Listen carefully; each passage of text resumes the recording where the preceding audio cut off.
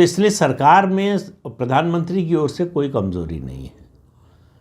तो कमज़ोर सरकार या कमज़ोर प्रधानमंत्री के समय जो फैसला होगा और ताकतवर और आत्मविश्वास से भरे हुए प्रधानमंत्री के समय में जो फैसला होगा, उन दोनों में अंतर होगा। वो आपको दिखाई देगा नए अध्यक्ष के चुनाव में। अब आता है सबसे पेचीदा मुद्दा, जिस पर कोई संघर्ष नहीं है, कोई लड़ाई नहीं है, कोई मतभेद नहीं है, और वो है सामाजिक समीकरण साधने का।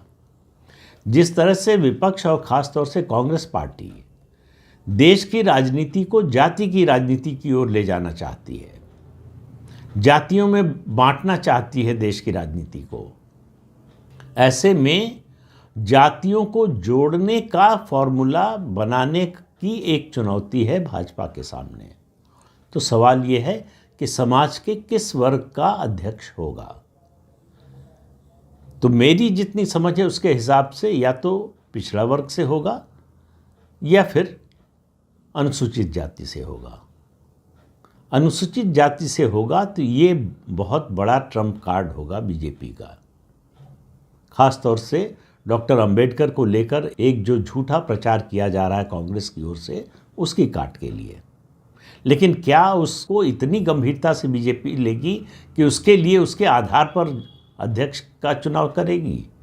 इसके बारे में कुछ निश्चित रूप से कहना बड़ा मुश्किल है, क्योंकि गृह मंत्री अमित शाह का जो भाषण है संसद में, और कुछ भी हो सकता है, वो डॉक्टर भीमराव अंबेडकर के अपमान की नीयत से दिया गया भाषण तो बिल्कुल नहीं है। और वो वाक्य भी जिसको कोट किया जा रहा है काट पीट कर, वो भी डॉक्टर भीमराव अंबेडकर का अपमान करने की न तो नीयत थी, न दृष्टि थी, और न उससे ये ध्वनि निकलती है।